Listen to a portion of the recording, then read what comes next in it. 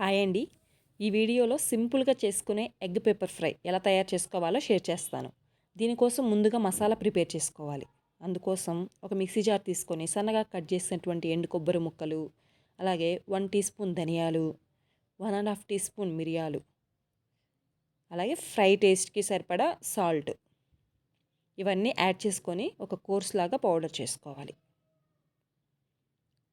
Egg pepper fry కోసం 4 eggs తీసుకున్నాను, boil చేసినటువంటి ఎగ్స్. వీటిని పీసెస్ లాగా కట్ చేసుకోవాలి. ఒక్కొక్క ఎగ్ వచ్చేసి 8 పీసెస్ వచ్చేలా కట్ చేసుకోవాలి. లోపల ఎల్లో అనేది సపరేట్ కాకుండా జాగ్రత్తగా కట్ చేసుకోవాలి.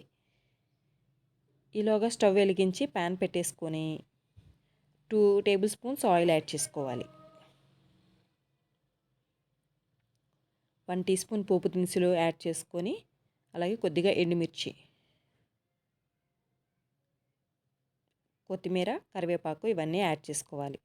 పోపు బాగా వేగిన తర్వాత మనం ముందుగా ప్రిపేర్ చేసుకున్నటువంటి మసాలా పౌడర్ని కూడా ఈ పోపులో వేసుకొని 2 నిమిషాల పాటు మీడియం ఫ్లేమ్లో ఫ్రై చేసుకోవాలి.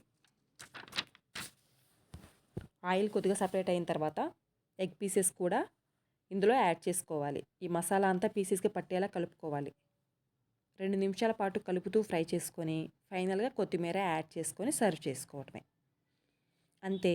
వేడివేడి అన్నంలో కొద్దిగా నెయ్యి వేసుకొని ఈ కర్రీ కలుపుకొని తింటే ఎవరైనా సరే ఆహా అనాల్సిందే.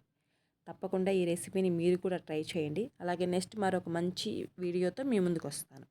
Thank you for watching the video.